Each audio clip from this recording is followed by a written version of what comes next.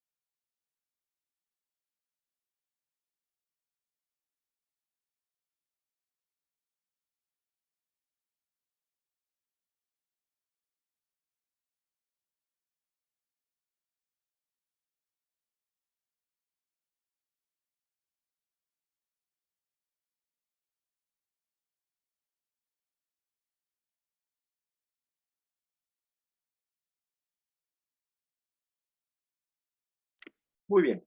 Entonces, ahora que ya han anotado, vamos a comenzar la construcción del modelo, que es lo que nos están pidiendo. Ya saben que lo primero que tenemos que ubicar son los datos unitarios. Los datos unitarios abiertos. Tenemos que ubicar los datos unitarios cerrados.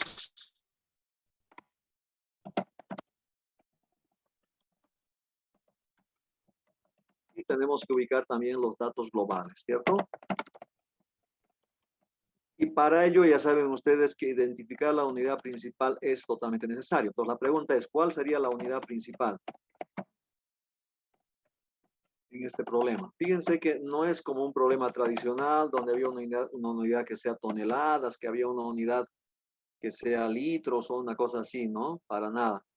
Es un problema especial donde la unidad principal, o sea, a ver, otra vez, trata de un contador que tiene 5 días disponibles a la semana y tiene 3 clientes a quienes debe atender, ¿ok? Entonces, ah, dice que al menos debe trabajar un día con cada uno de los clientes. Por lo tanto, obviamente la decisión que debe tomar este contador es cuántos días va a trabajar con el cliente 1, cuántos días va a trabajar con el cliente 2 y cuántos con el cliente 3. ¿Se dan cuenta? Entonces, la unidad principal obviamente es días. No me refiero a Edmundo Díaz, por si acaso. Ya, listo. Entonces, todo lo que tenga como denominador días es un dato unitario. Si ustedes chequean, por ejemplo, esta fila que voy a marcar acá, esta fila, ¿qué unidades tienen estos 3 datos que tenemos acá, datos numéricos? Su unidad es pesos por día. Por lo tanto, si tiene como denominador día, es dato unitario.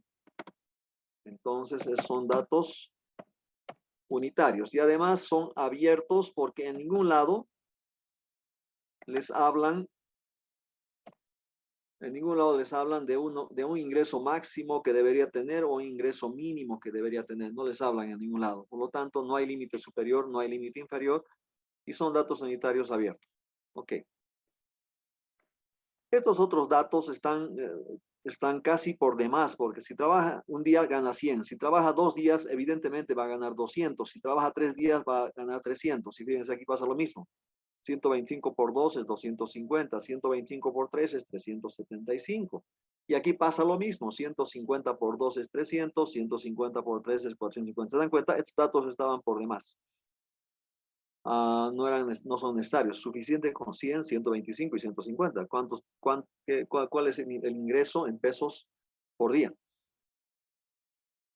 Si trabaja con el cliente 1, con el cliente 2 o con el cliente 3. Ok. Entonces, todos los datos que no tengan como denominador día son datos globales. Y en este caso, ¿cuáles son esos datos globales? Pues esta, que tiene como numerador días, entonces dato global. Y esta que tiene como numerador días, también es dato global. Por lo tanto, sus datos globales, voy a marcar aquí con una flechita, tendrían que ser esta y esta, pero está multiplicada por 3 porque es 1 con cada cliente. Por lo tanto, son 3 veces 1. ¿Sí? 1 con cada cliente. Ya, ahí está. Eso es, no hay más datos numéricos. Aquí dice 3 clientes, se refiere al cliente 1, al cliente 2 y al cliente 3. Por lo tanto, nos vamos con el paso número 1. Identificar el objetivo. Si los datos unitarios abiertos son los costos, perdón, son los ingresos, entonces el objetivo es maximizar el ingreso total. ¿De acuerdo? Paso número 2. Vamos a definir la variable de decisión. Ya les he contado hace un momento, lo que tenemos que definir es cuántos días, cuantitativa, cuántos días va a trabajar el contador con cada cliente. Es la decisión que se tiene que tomar. Algo que no se conoce, pero es necesario conocer. Todo lo que hemos dicho que las características de las variables de decisión. Entonces sería días que el contador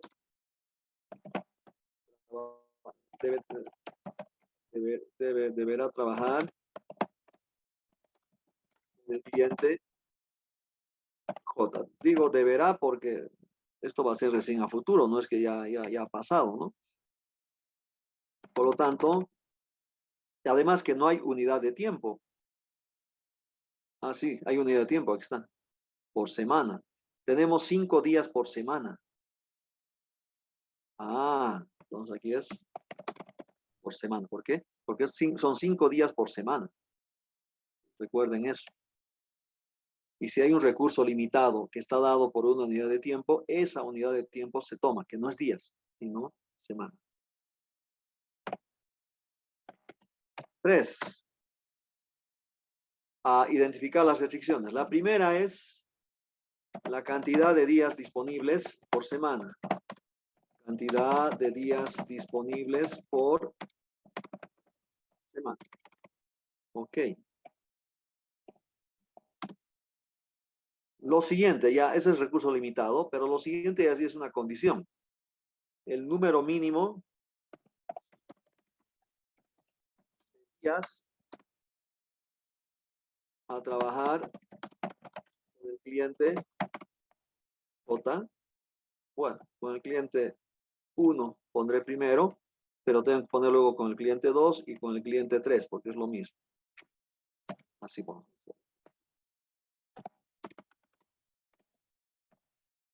Con el cliente 2 y con el cliente 3. ¿Ok? Esas son las 4 restricciones que encontramos. La primera es un recurso limitado y las otras 3 son unas condiciones. Igual, sean recursos limitados o sean condiciones, son restricciones cada uno. Muy bien. Nos vamos al paso número 4. Ya no estoy anotando en qué consiste el paso, o sea, estoy anotando directamente 1, 2, 3, 4, 5 y 6 y ya no he dicho, la 1 es identificar el objetivo del estudio, la 2 es definir la variable, ya no estoy diciendo eso. Directo. Eso hicimos solo en el primer ejemplo, ¿no? Ah, también en el segundo, creo. Sí. No, en el segundo ya hicimos como estoy haciendo ahora, directamente, ¿no? Sí, está bien. Ya, solo en el primero hemos anotado. Y cuando hemos resuelto el primer ejemplo, hemos anotado hay cosas de teoría que estamos utilizando ahora, con color negro, no sé si se acuerdan, eran aspectos de teoría, ¿no? Eso tienen que revisar para todos los ejemplos, eso es para todos los ejemplos, no es solamente para el problema 1 que habíamos resuelto, por favor. Ya, aquí sería maximizar x sub 0 igual a ¿qué? Cliente 1 es x1, cliente 2 es x2 y cliente 3 es x3. Entonces, ¿qué sería? 100 por x1 más 125 por x2 más 150 por x3. ¿Ok?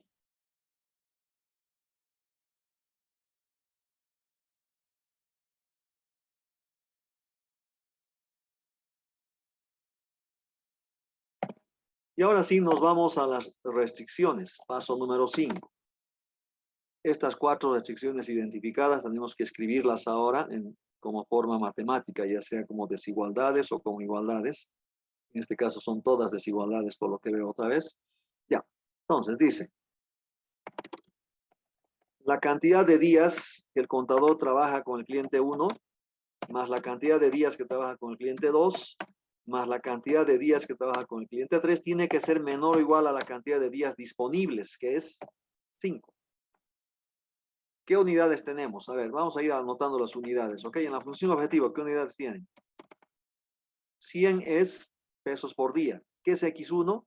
Días. Cuando multiplican, ¿qué les queda? Otra vez, ¿qué es 100? Es pesos por día. ¿Qué es X1? Días por semana. Entonces, cuando multiplican, ¿qué les queda? Les queda pesos por semana, que es lógico, está bien. Así se mediría el ingreso. Pero acá, primer miembro, ¿qué unidades tiene? Ya saben, días por semana. El segundo miembro, ¿qué unidades tenemos? 5. ¿Qué unidad tiene? Lo mismo, días por semana. O sea que al tener la misma unidad en el primer miembro y en el segundo, quiere decir que estamos haciendo bien. Tiene lógica. Ahora, nos vamos al número mínimo de días a trabajar con el cliente 1. Dice que debe ser mínimamente un día. Por lo tanto, X1 mayor o igual a 1. Pero lo mismo pasa 1. Y lo mismo pasa con el cliente 3. Mayor o igual a 1. Ok.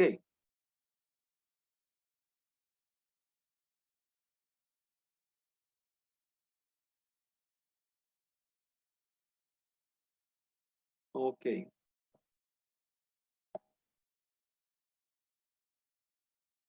Esas son las 4 restricciones. Y en el paso número 6 decimos no se raye contador porque usted no puede trabajar un número de días negativo con ninguno de sus clientes. Ok, eso es. Entonces, para todo X mayor o igual a 0, ¿cierto? No puede trabajar un número negativo de días con ninguno de los 3 clientes. ¿Ok? Eso es. Es un ejemplo muy sencillo donde lo único especial que tiene les voy a contar. Lo único especial que tiene es que como unidad principal se tiene una unidad de tiempo. Eso no es muy común. Eso no ocurre frecuentemente, por si acaso. Eso ocurre rara vez. Pero es lo único de especial, porque después es un problema de lo más sencillito. Y lo otro que también hay que darse cuenta es que estos datos no tienen sentido, hay que eliminarlos, ¿no? ¿Por qué? Porque al tomar 100 ya estamos tomando los otros dos datos. Al tomar 125 ya estamos tomando dos datos y lo mismo con 150. Claro, miren, si x3 vale 2, ¿cuánto da? 300. Quizás 300. Ok, eso es.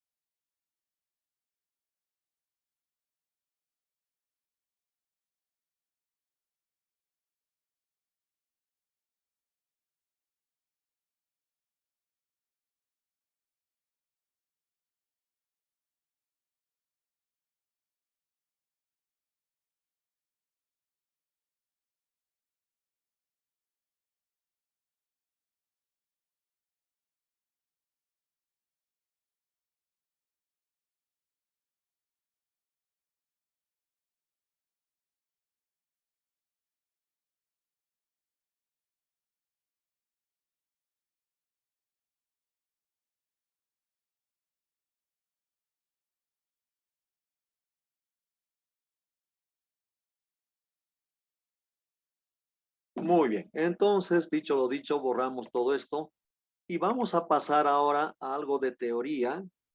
Vamos a completar lo último de teoría para el capítulo número 2. Y vamos a ver el tema de restricciones especiales, ¿ok? Para eso voy a volver al problema que vimos al principio, que era este problema de la, ¿dónde está? El problema de la empresa agroindustrial que ustedes tienen en el curso virtual en Moodle. Voy a volver a esto. Yo sé que ya hemos construido completito antes, es decir, el día martes, pero ahora lo que vamos a hacer es sobre este problema que nos están dando acá, vamos a plantear un enunciado adicional ahí. Va a haber un enunciado adicional, ¿de acuerdo? Que nos va a mostrar algunas restricciones especiales. Enunciado adicional, ahí vamos a tener. ¿Ok? Sobre este enunciado, porque este enunciado ya hemos construido el modelo completito, pero ahora vamos a ver algunos enunciados adicionales sobre este problema que habla de mayonesa, margarina y manteca vegetal. Ok. Entonces, vamos. La primera restricción especial es la restricción matemática. La primera restricción especial es la restricción matemática.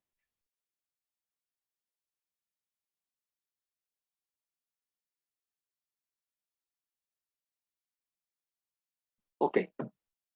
¿Cuáles son las características de la restricción matemática? La primera característica, y esto voy a poner con color negro, siempre que anoto con color negro es porque es teoría, ¿no? Teoría que sirve para cualquier caso. La restricción matemática resulta de la comparación o resta de dos expresiones algebraicas.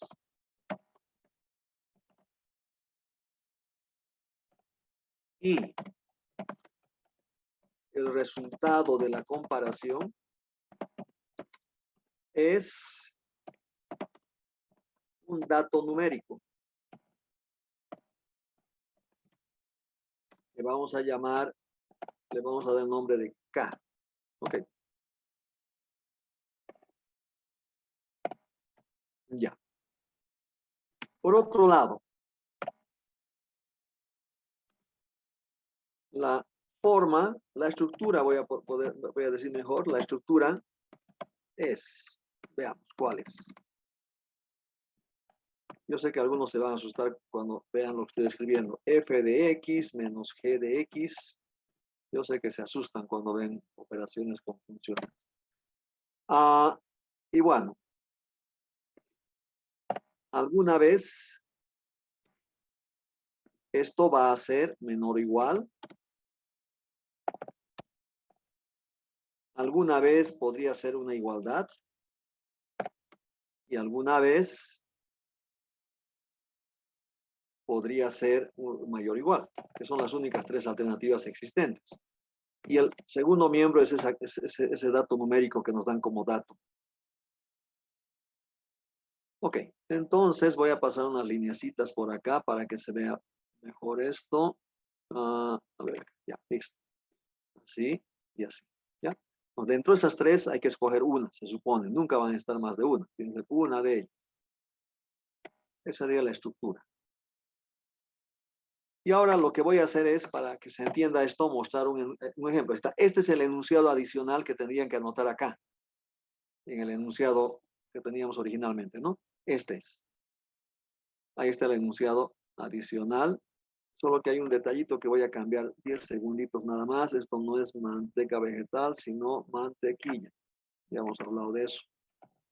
Así hemos definido el problema. Ya voy a grabar esto para que no me olvide. Y voy a volver a poner modo presentación, no se preocupen. Y vamos a volver al principio de las cosas. Ahí está. Y ahora sí están anotando, me imagino, ese enunciadito adicional, que es un ejemplo de restricción matemática.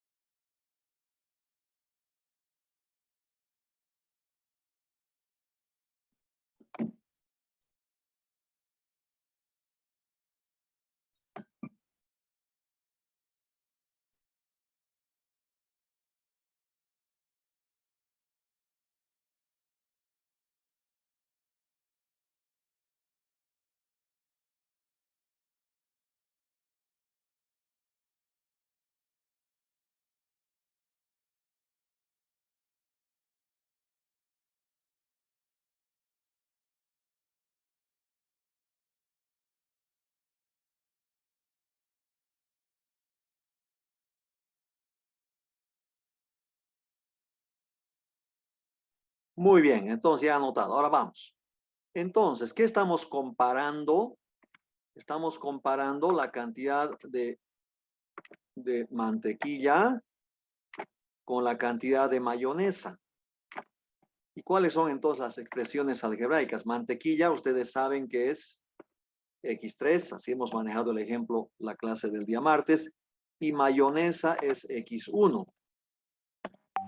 Y esto que dice aquí 50 toneladas es justamente el resultado de la comparación, que es un dato numérico, dice esto es K. Ok, ya tenemos todo, miren. Todo y ahora solamente falta anotar acá. Entonces, ¿qué tenemos? O sea, tomar esta estructura y anotar esto. Entonces, ya, con azulito que siempre anotamos nuestro ejemplo. ¿Qué tenemos? X3 menos X1. No podría ser al revés, porque estamos diciendo que X3 tiene que ser mayor o igual a X1. Entonces, primero va X3 en la resta, ¿no? Ahora dice en al menos 50. En al menos significa esto. En al menos, la palabrita en al menos, esto que está acá, voy a anotar primero ahí. En al menos es mayor o igual. Entonces, ya tenemos la definición. Mayor o igual a 50. Esa es la restricción matemática. A ver, lean otra vez el enunciado y comparen con lo que acabamos de anotar. Está totalmente lógico. Está totalmente lógico. Entonces, como verán, esta es la primera restricción especial. ¿Esta restricción es muy diferente a las otras que hemos estado planteando hasta ahora? Sí. Porque hasta ahora solo hemos planteado las restricciones sencillitas que eran de recurso limitado y las que eran de demanda, ya sea máxima o mínima, ¿no? Las restricciones en el ejemplo anterior del contador, las últimas tres que eran X1, X2 y X3 mayor o igual a 1, son restricciones tipo demanda mínima. Pero aquí sí ya tenemos una restricción especial. Ok.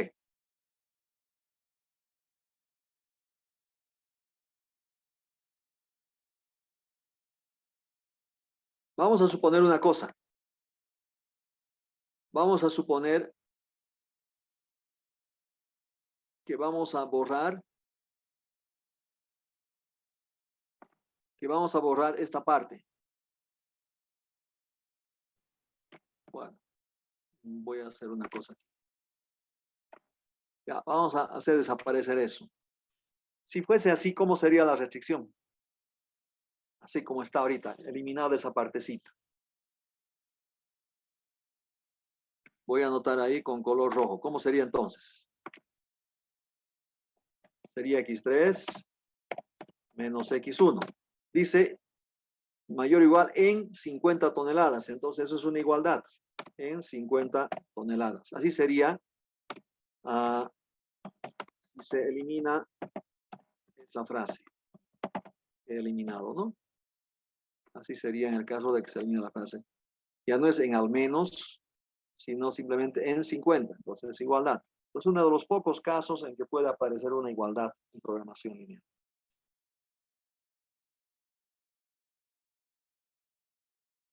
Muy bien.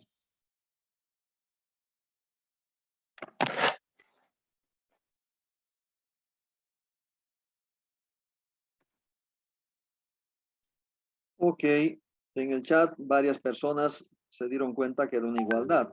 Primero fue Alison, luego Viviana, luego Javier y Elizabeth me decían, anote igualdad. Bueno, sí, eso hemos hecho. Ahí está la igualdad. Ok. Vamos a la segunda restricción especial. Borramos todo lo que... Voy a borrar todo menos este recuadrito para que recordemos que es un texto adicional, un enunciado adicional, ¿no? Entonces voy a borrar solamente esta parte. Así, así, así, así. Así, así, así, así. Ya.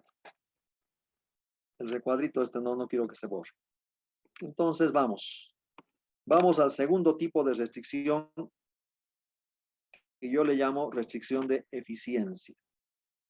El segundo tipo de restricción que yo le llamo restricción de eficiencia.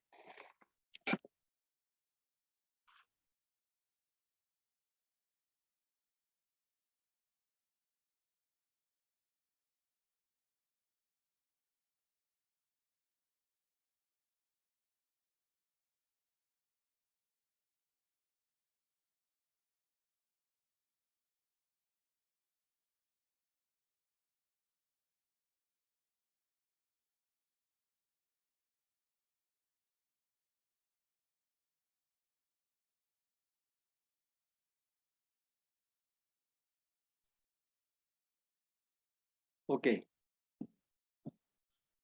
Entonces, ¿cuáles son las características de una restricción de eficiencia? Primero, y creo que es la principal característica, y esto va con color negro porque es teoría. Primero es que se tienen dos o más datos globales, pero dependientes. Hasta ahora hemos estado manejando datos globales independientes que cada uno era un lado derecho. Pero ahora van a aparecer unos datos globales que son dependientes unos de otros. Ahí se complica un poquito. Segunda característica es que se tiene un solo recurso limitado. No es que se tiene un recurso limitado para cada uno de esos datos globales, no. Es uno solo. Por lo tanto, esto significa que entonces debe ser una sola.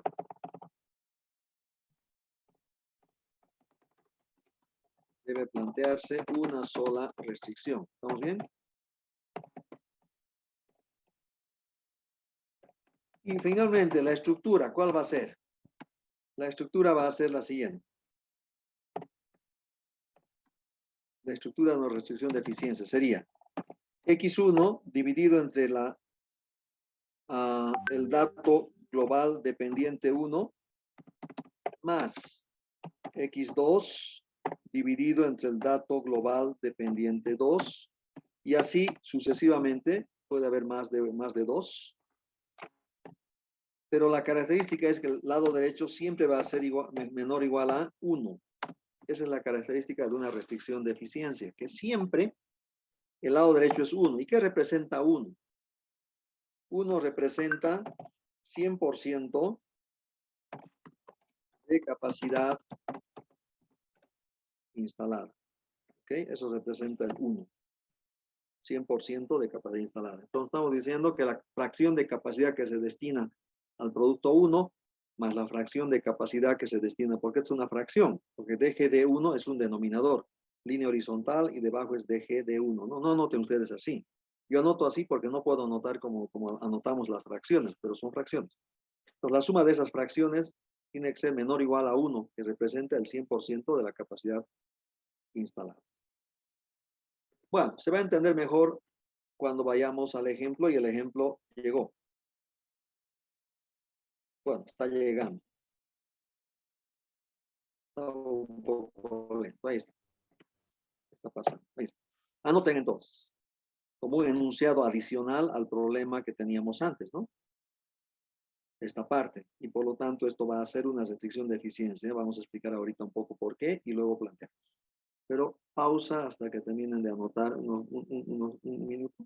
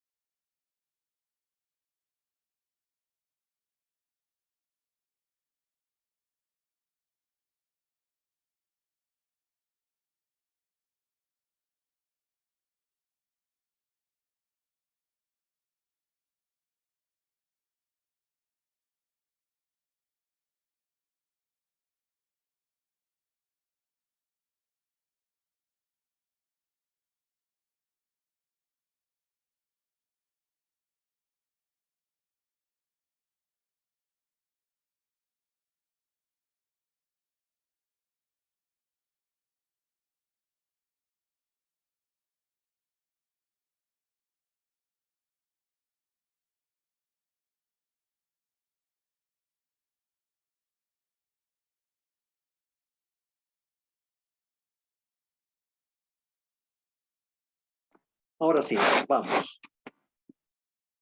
A ver, aquí yo encuentro, no se olviden que todo lo que tenía como denominador toneladas era dato unitario, pero cuando toneladas aparece en el numerador es dato global.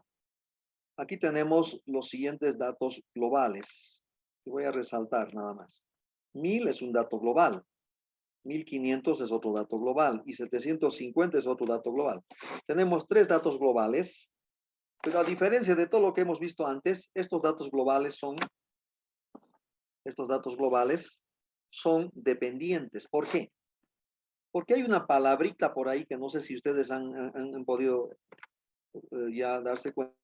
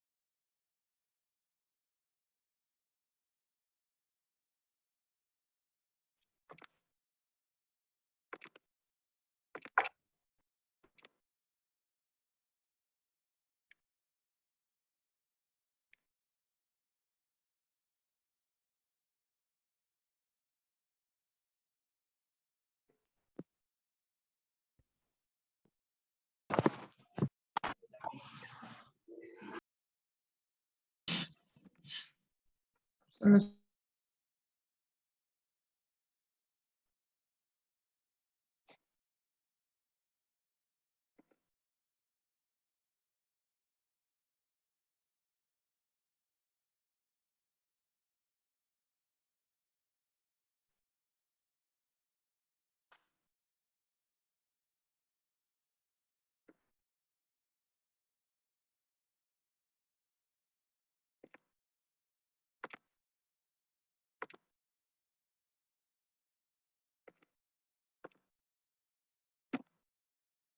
Muy bien, entonces seguimos.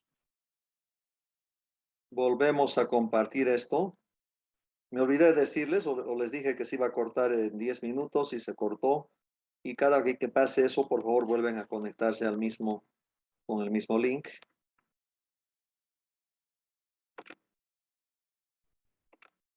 Entonces les decía ah, que 1000, 1500 y 750 son datos globales, no hay duda. Pero si nos fijamos bien acá, habla de esta frasecita, si solo. Ahí se cortó, ¿no? Cuando estaba queriendo marcar esto. O sea, esto hace que los datos sean la palabrita si solo, y a veces en vez de si solo, a veces dice una O. Esto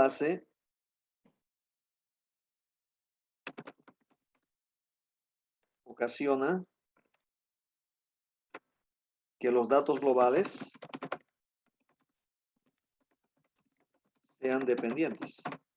Esta partecita, esa frase solo. ¿Por qué? Me dice que es 1000 toneladas que se puede envasar de mayonesa cuando es 0 de margarina y 0 de mantequilla. Eso significa si solo, claramente. A veces en vez de si solo se dice oh, se puede envasar 1000 toneladas de mayonesa o 1500 de margarina o 750 de mantequilla. Pero lo normal es que aparezca esta frase así, sí solo. Entonces, por ejemplo, esto es 1500 cuando es 0 de mayonesa y 0 de mantequilla. ¿Se dan cuenta? Son datos globales, pero dependientes. Entonces, ¿cuál sería la restricción? La restricción, y siempre que es el ejemplo, anoto con azulito, ¿no? Sería entonces, x1, línea horizontal y denominador 1000. ¿Qué está fallando acá? El color azulito, que no era azul realmente. Ahora sí. Más x2 dividido entre 1500. Eso decía la estructura, ¿no? Que mostramos hace un momento. Más x3 dividido entre 750. Y no hay más. Y esto queda, como siempre pasa en una restricción de eficiencia, menor o igual a 1. ¿Ok? Esa sería la restricción de eficiencia. Pero repito, anoten como fracciones. Es x1, línea horizontal, denominador 1000, etcétera, ¿no? Yo no puedo hacer eso acá, pero ustedes sí pueden anotar. Ya está. Esta sí es una restricción radicalmente diferente a todas las que se han hecho antes, ¿no? Fíjense. Radicalmente diferente. Es la única así tan diferente. Bueno, acabamos de ver el segundo caso, que es restricción de eficiencia. Ahora nos vamos al tercer caso y último caso. El tercer y último caso es la restricción de proporcionalidad. ¿De acuerdo? La restricción de proporcionalidad. Y vamos a anotar, como siempre, las características, y como es teoría en color negro. Ahí ya, listo. ¿Qué decimos? Es la comparación.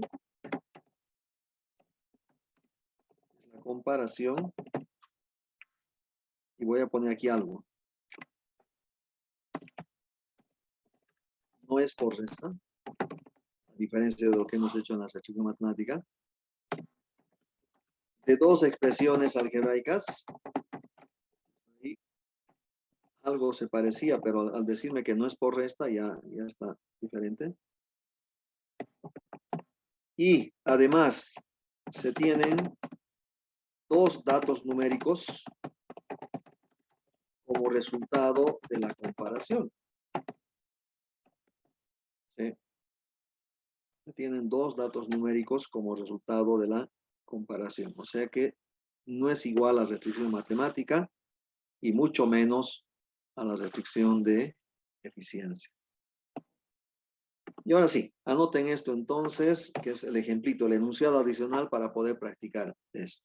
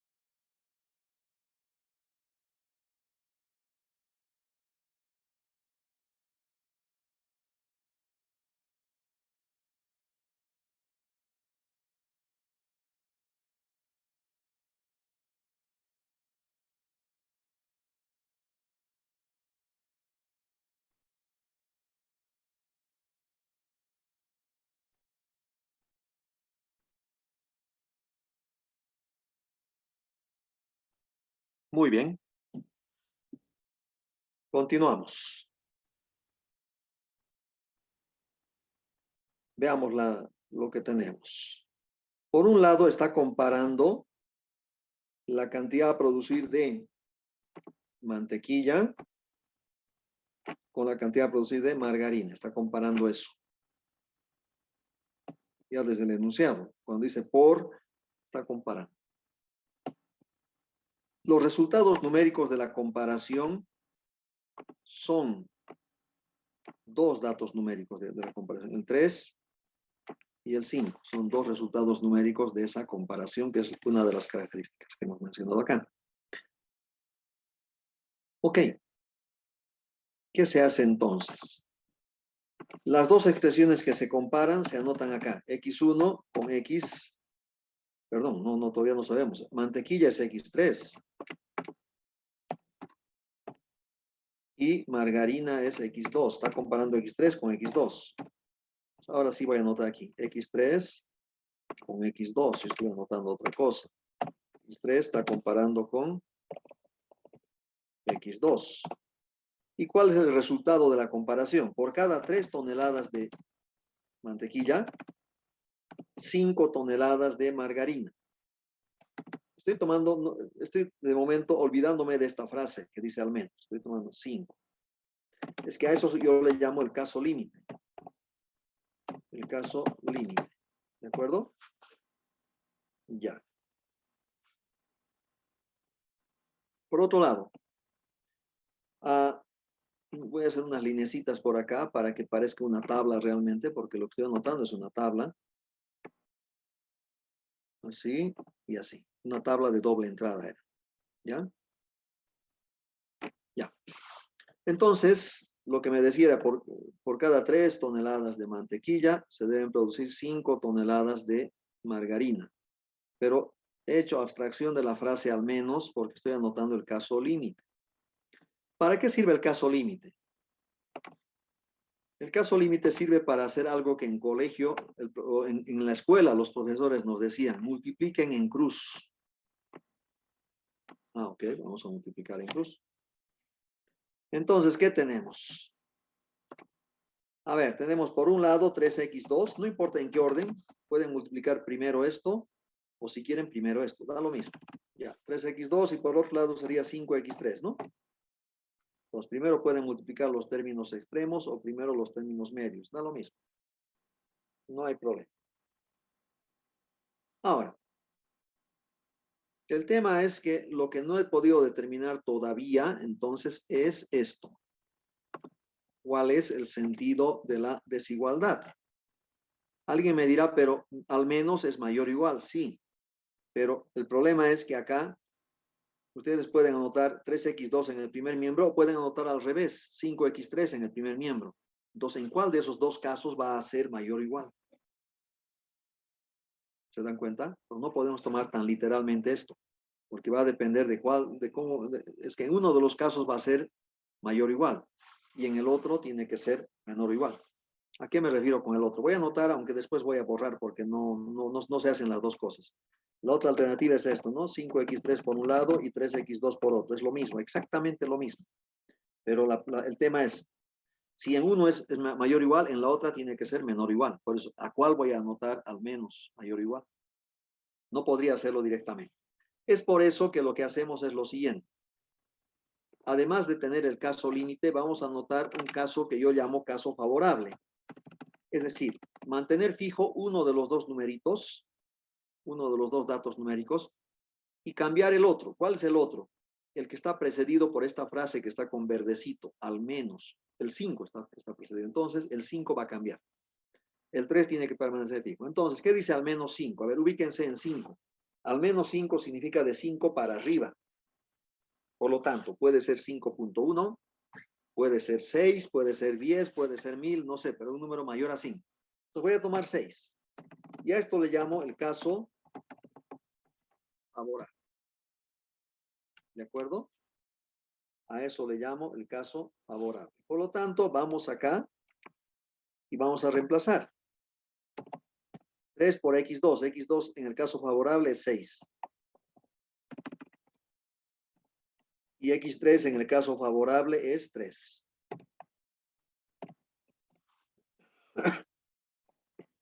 Ya hacen los calculitos. Aquí tienen 18 y aquí tienen 15. Y ahora les pregunto, ¿18 es mayor o igual a 15 o es menor o igual a 15? Porque una de las dos tiene que ser. La respuesta obviamente es que 18 es menor o igual a 15. Y ese menor o igual entonces trasladamos aquí. Había sido menor o igual. Eso acabamos de determinar. O sea, en otras palabras, esta flechita que hemos obtenido por acá,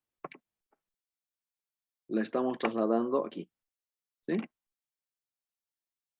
Por lo tanto, ¿cuál había sido la restricción? Esa. 3x2 menor o igual a 5x3. Esa es la restricción que nos han pedido. 3x2 como menor o igual. ¡Qué barbaridad! No es pues menor o igual. 18 no es menor o igual a 15. 18 es mayor o igual a 15. Y aquí arriba hay que trasladar el mayor o igual, entonces. Ya, ahora sí. Entonces aquí también lo mismo. Esto no es menor o igual, sino mayor o igual. Me extraña mucho que por el chat nadie me haya hecho notar eso. Anímense, o sea, si detectan que hay algo que no está bien, pues tienen que decirme, ojo, ahí está un error y lo corregimos. ¿De acuerdo? Ya está. Esa es la restricción. Bueno, Javier dice que se ha asustado, por eso que no ha avisado que había un errorcito. No hay problema, siempre anímense. Anímense si hay algo que no está bien. Ok. Entonces, ya en varios ejemplos que van a venir después, vamos a practicar esto, no se preocupen. ¿Qué les puedo decir? Alguien podría pensar que las restricciones especiales solo están para complicar la vida a la gente y no es así. Esto, por ejemplo, que estamos viendo, la restricción de proporcionalidad, es la forma en que la gente de ventas se da cuenta cómo está vendiendo los productos. Por ejemplo, dicen, uy, por cada 3 unidades de este producto estamos vendiendo 5 de este otro. O dicen, ya tomando otro ejemplo que no sé el que está acá anotado, uy, estamos vendiendo de este producto el doble que de aquel otro producto. Y esa es la forma en que se coge la información y están recabando una restricción de proporcionalidad, ¿no? Sin darse cuenta, al decir eso, están hablando de una restricción de proporcionalidad. Entonces, sí, es común. O sea, es posible que esto se presente y no es por complicar la vida, sino es porque es un lenguaje que generalmente la gente de ventas utiliza. Listo. Entonces, voy a salir de acá.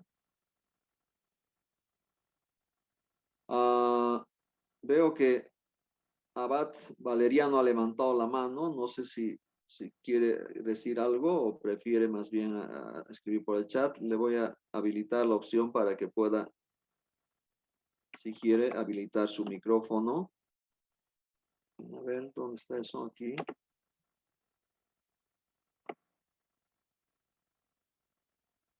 A ver. Ya puede, si quiere hablar, habilite su micrófono. Licenciado, muy buenas noches. ¿Cómo está? Disculpe, ¿podría repetir de nuevo el caso límite, por favor? Es que mi internet está un poco mal y no le Ya, escuché no hay muy bien. problema.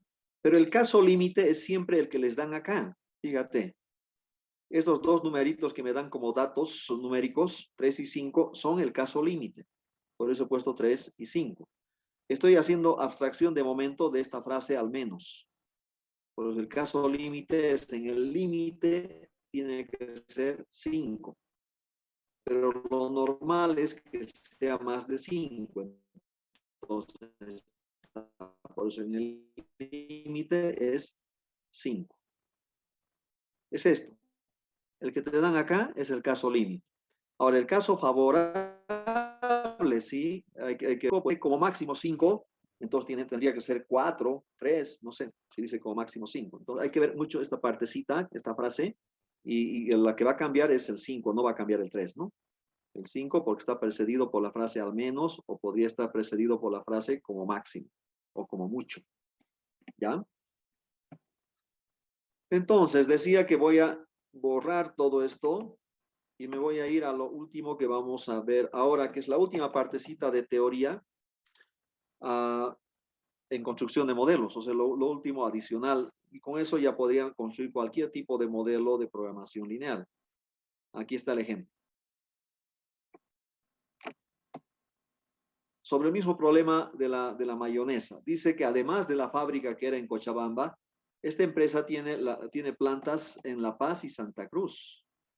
Y cualquiera de las tres puede fabricar cualquiera de los tres productos, que son mayonesa, margarina y mantequilla. ¿De acuerdo? Es el cambio que nos están dando. Ahora, ¿qué significa este cambio? A ver, para la empresa es importante que sepa cuánto de mayonesa ha producido en Cochabamba, cuánto en La Paz y cuánto en Santa Cruz. O es importante que sepa cuánto de margarina ha producido en cada uno de los departamentos o cuánto de mantequilla ha producido en cada uno de los departamentos. Hay nueve variables de decisión, estoy viendo ahí. Ya no son solamente tres. Cuando había una sola planta en Cochabamba eran tres, pero ahora ya son 9 variables de decisión. Yo sé que para la empresa es importante diferenciar. Yo sé que para el público que va a comprar los aderezos, le da lo mismo donde haya sido producido. Si es de una marca, sabe que va a tener la misma calidad, no importa que haya sido producido en Cochabamba, en La Paz o Santa Cruz. Pero para la empresa es importante identificar dónde. Por eso es que aquí yo estoy viendo, y vamos a ir a hablar de esto ahí. Voy a hablar de algo que se llama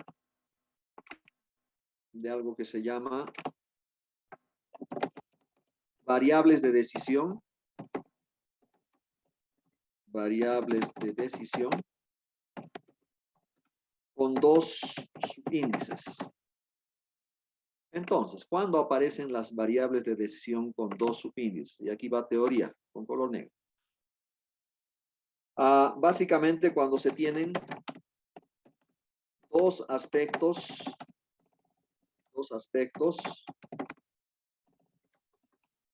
a controlar con la variable de decisión. Dos aspectos que controlar con la variable de decisión. Otra característica es que para cada uno de ellos,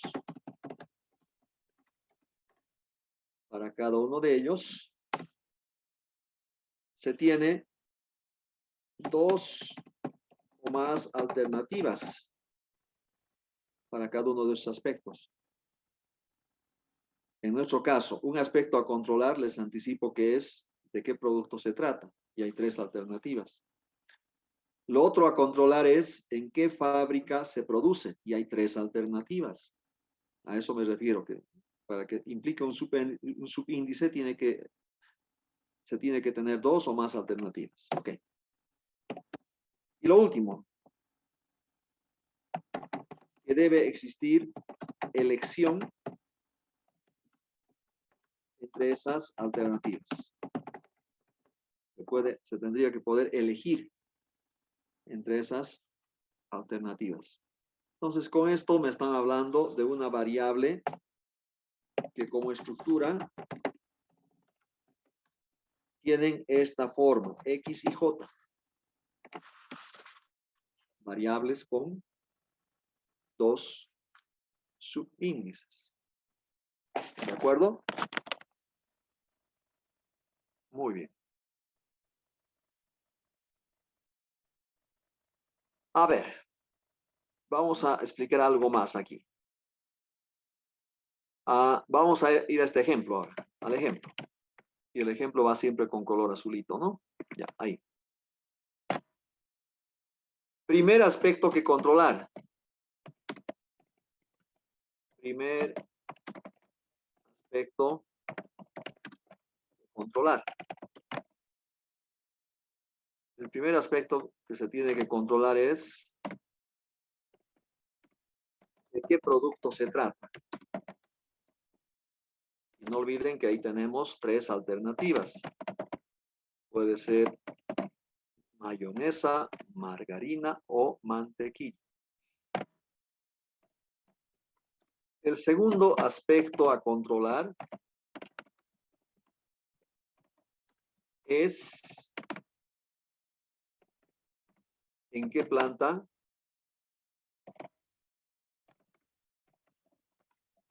se produce. Voy a poner mejor las interrogaciones desde acá.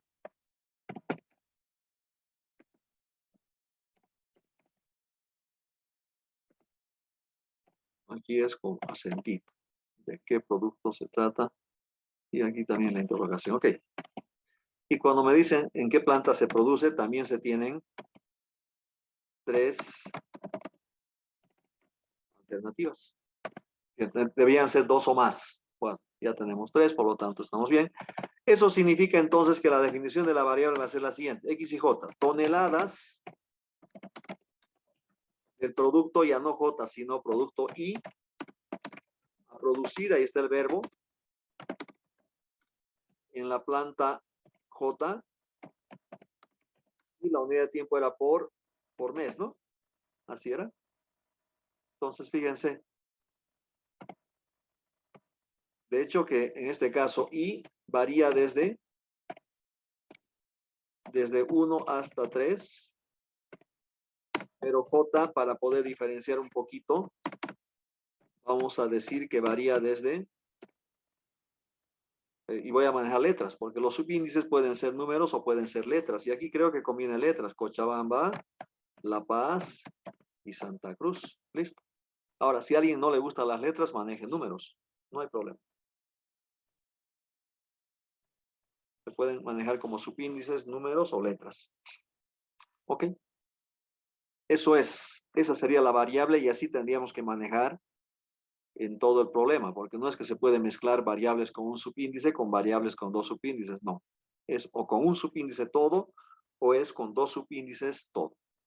¿De acuerdo?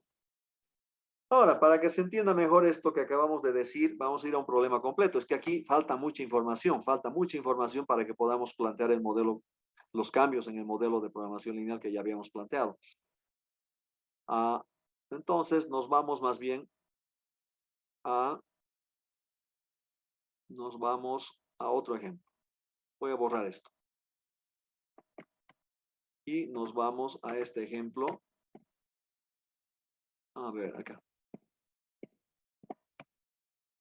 A este ejemplo. El problema propuesto número 4 del texto, que es el problema de los buses. Entonces, rápidamente lean esto. Vamos a dar unos 2 minutos para eso, o 3.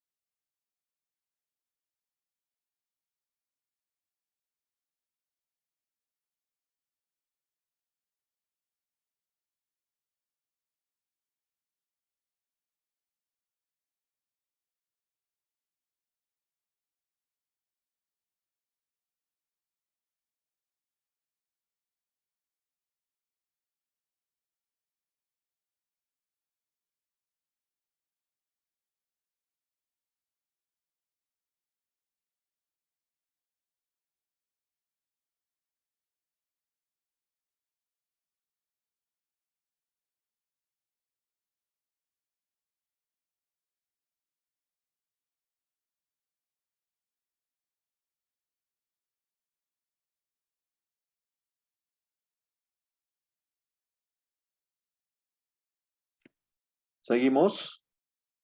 Seguimos. Habla de 3 lugares, el lugar A donde tenemos un bus, el lugar B donde tenemos 6 y el lugar C donde tenemos 3 buses estacionados y esperando que se los contrate. En un lugar D están pidiendo 5 buses, en otro lugar E han pedido 4 buses, o sea que hay que trasladar desde los orígenes hasta los destinos que se indican.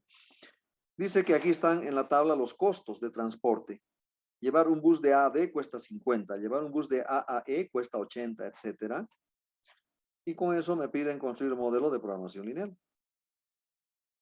Yo sé que esto ya han anotado, pero no deben haber anotado esto. Tienen que haber anotado esto. Un diagrama que se construye a partir de ese ejemplo. Y este diagrama, fíjense que está agrupando a toda la información. Aquí están todos los datos cuantitativos importantes que aparecían en el enunciado. Entonces, un diagrama que uno puede construir ayuda a entender mejor y además lleva todos los datos numéricos que se tienen. Por lo tanto, con esto ya no era necesario leer lo anterior. Sí.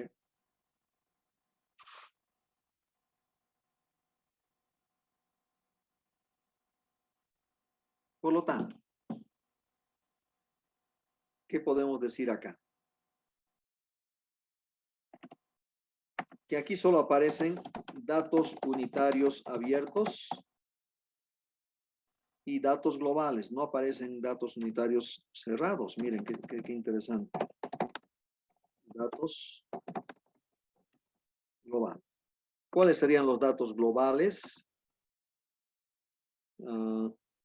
Los datos globales son estos numeritos, que ahí tienen 3 buses, que allá tienen 6, que aquí tienen solo 1, que aquí se piden 5 buses en D y en E que se piden 4 buses. Son datos globales. Y además son datos globales independientes. ¿Ok? Datos globales independientes. ¿Y cuáles son mis datos unitarios? Pues aquí están los datos unitarios, miren. Estos que están acá. Bueno, voy a cambiar de color, ¿ya? Voy a poner con verde. Estos son datos unitarios y además abiertos. ¿Qué unidades tienen? Sería, es que la unidad principal, eso me olvidé anotar. La unidad principal, aquí, la unidad principal, son solamente buses, porque lo que vamos a hacer es trasladar buses de unos lugares a otros por la unidad. ¿Eso cómo se mide? En buses. Entonces, todo lo que tenga como denominador buses son datos unitarios. Y aquí estos datos que estaban en esta parte tienen como unidad pesos por bus. Si buses está en el denominador, es dato unitario. En cambio acá, estos datos globales solamente tienen como unidad buses en el numerador. Por lo tanto, son datos globales. Hay una pregunta por ahí.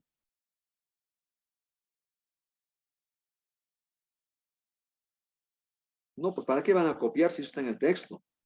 Abigail, no tiene ningún sentido que copien el enunciado. Eso está en el texto. Lo que no está en el texto es este diagrama. Lo que tienen que hacer es conseguir el texto.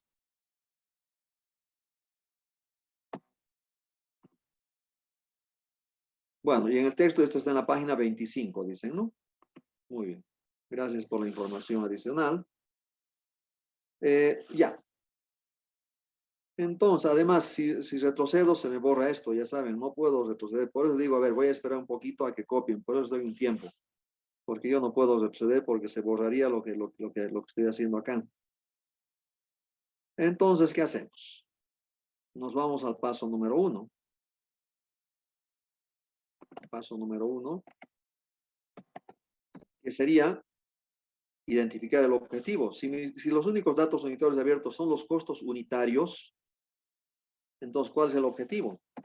Ya no es maximizar, sino minimizar el costo total de transporte. Ese sería el objetivo del estudio. ¿Por qué? Porque mis datos unitarios son costos. Y si son costos, hay que, obviamente, minimizar. Paso número 2. No sé si ustedes se dan cuenta, pero aquí hay dos aspectos que controlar. De dónde salen los buses y a dónde llegan. A ver, voy a anotar acá. Primer aspecto a controlar es dónde salen. Tienen tres alternativas, ¿recuerdan? Tres alternativas. Es alternativas. Y el segundo aspecto que controlar,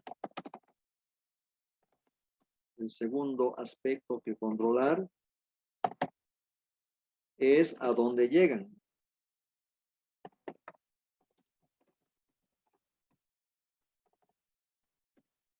Y en este caso, a dónde llegan, tienen dos alternativas. Puede llegar a D o puede llegar a E. Esto entonces me dice que debo manejar X y J. Vuelvo acá. ¿Cómo defino? Como el número de buses a transportar. Aquí no se produce nada, es a transportar. Número de buses a transportar.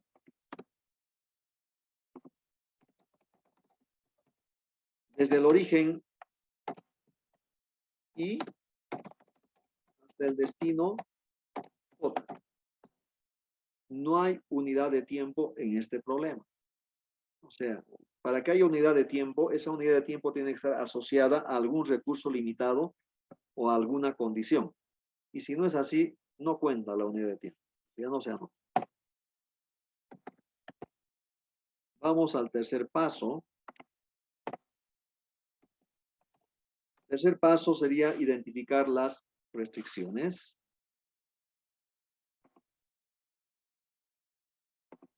Ok. Identificar las restricciones. Por un lado tenemos estos datos globales que se convierten en restricciones. Además son datos globales independientes, porque el hecho que en A tengan un bus no tiene nada que ver con que en B haya 6. No son datos globales independientes. Cada uno es una restricción. Por lo tanto, disponibilidad de buses en A es una restricción, que solamente tenemos uno. Luego está disponibilidad de buses en B.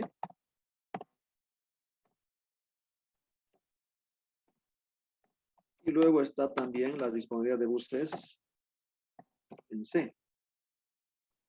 ¿De acuerdo?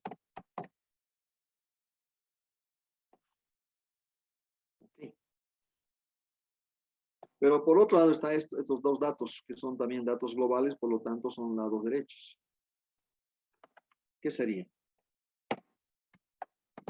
requerimiento de buses en D. Y por otro lado tienen requerimiento de buses en E. Por lo tanto, habían sido 5 restricciones.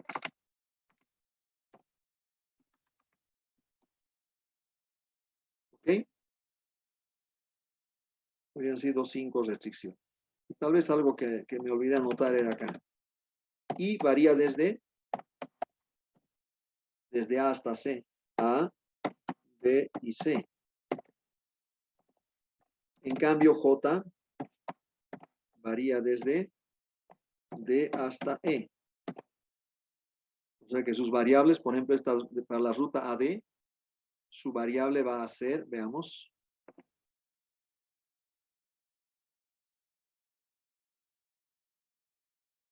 sí, las restricciones de no negatividad sería la sexta, pero no olviden que eso va en un paso aparte, ¿no? Javier, la restricción de no negatividad va en un paso aparte. Por eso que no lo anoto acá. Pero es cierto. Ya, vamos al paso número. Les decía esto. Entonces, por ejemplo, ¿cuáles son mis variables?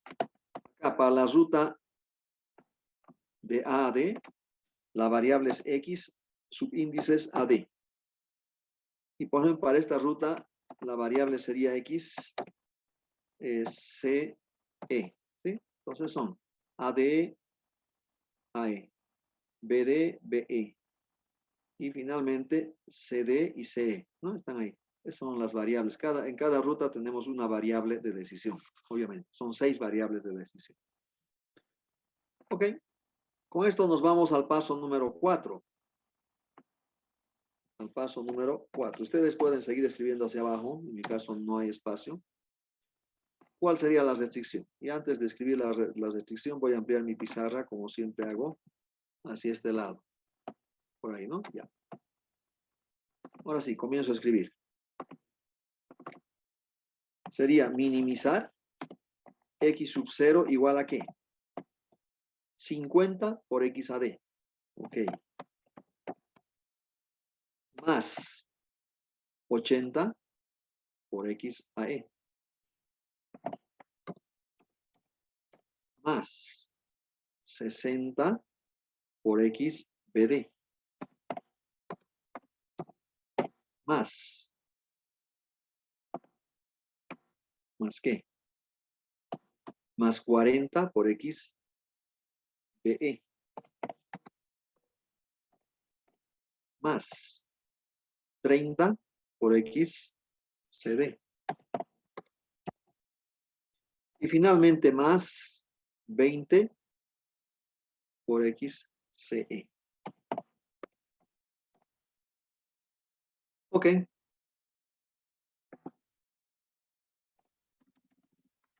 Algo así. Unidades. Voy a anotar aquí las unidades. ¿Qué unidades tenemos? Qué desastre. Ni modo, voy a tener que hacer nomás un corte ahí. Esto trae por acá y esto trae por acá. No, ustedes no tienen que hacer esto. Esto es para mí, solo porque aquí no se veía completo, nada más. Ya. Ahora, las unidades. A ver, voy a multiplicar en este caso. ¿Qué tengo? 50, ¿qué unidad tiene? Pesos por bus. ¿Que multiplica a qué? A la variable x a d. ¿Qué unidades tiene x a d? Vean cómo está definida. Aquí está. Solamente es buses. Entonces voy a multiplicar por buses.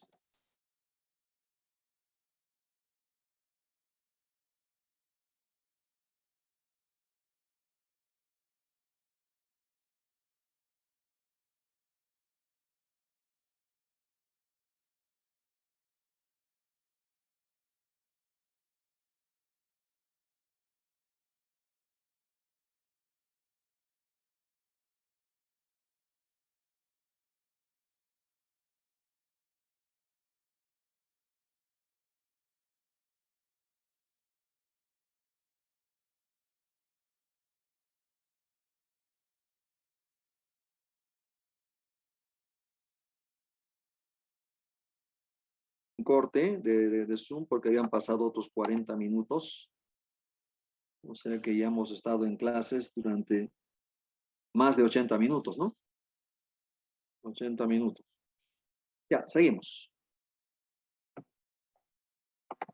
Ahora, estábamos yendo a la verificación acá de la función objetivo. Entonces, ¿qué unidad les da la función objetivo? ¿Cuáles son las unidades? Si multiplican pesos por bus por buses, simplemente va a quedar pesos. ¿Sí? Y está bien. El costo total se mide en pesos. Este es el paso número 4 que ya hemos anotado. No tenemos por qué volver a anotar. Y nos vamos al 5, donde comenzamos a anotar las 5 restricciones que habíamos identificado antes. Entonces, por ejemplo, ¿qué dice la primera? Que en A, no importa si los buses van hacia D o hacia E, como máximo tenemos 1. ¿Cómo sería? Miren, así es de sencillo. X a D más X a E, como es recurso limitado, es menor o igual a 1. ¿Ok? El número de buses que salgan desde A, no importa hacia dónde vayan, tiene que ser como máximo 1 porque no hay más buses. Ya. Lo mismo para B. El número de buses que salen de B, no importa que vayan hacia B o hacia D, tiene que ser como máximo 6 porque no hay más. Y muy similar la tercera, XCD más XCE menor o igual a 3. O sea, estamos diciendo que de las fuentes o de los orígenes no pueden salir más buses de lo que tenemos disponible. 1, 6 y 3 respectivamente. O sea, muy parecidas esas 3 restricciones, evidentemente. Pero ahora vienen las otras 2, que son estas. Fíjense, en D hay un cliente que está pidiendo 4 buses. No ha pedido como máximo 4 o como mínimo 4. Ha pedido 4. Cuando es a pedido, es exacto. Por lo tanto, va a ser una igualdad. Sí, rara vez va a haber igualdades. Y aquí tenemos 2 igualdades, vamos a tener acá. Entonces, el número de buses que lleguen a D, no importa si vienen desde A, desde B o desde C, fíjense. El número de buses que llegan a D, no importa que vengan desde A, desde B o desde C, tienen que ser exactamente igual a 5 porque ese es el pedido, 5. Y algo parecido, algo muy parecido, acá, para E. El número de buses que lleguen hasta E, no importa que vengan desde A, desde B o desde C, tiene que ser exactamente igual a 4. Y finalmente tenemos la restricción de no negatividad, que es la sexta restricción, como decía su compañero. ¿Okay? Pero como es una restricción así fija, prefiero manejar aparte, porque las que realmente tenemos que controlar el número son estas que hemos anotado acá.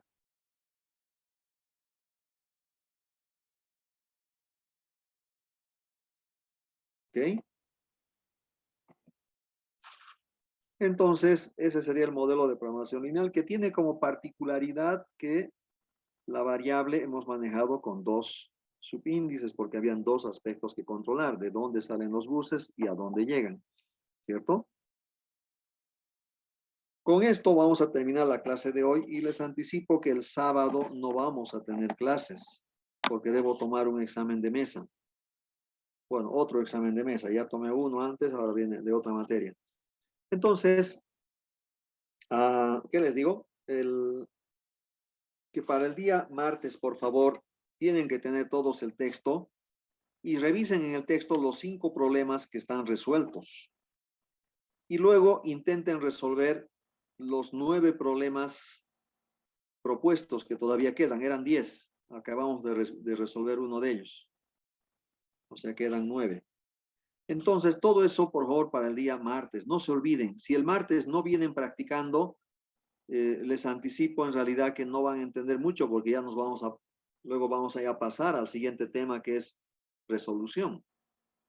O sea que la última oportunidad que tienen para entender es practicar este fin de semana y venir el martes ya con mejores ideas para poder justamente ver las dudas que tienen.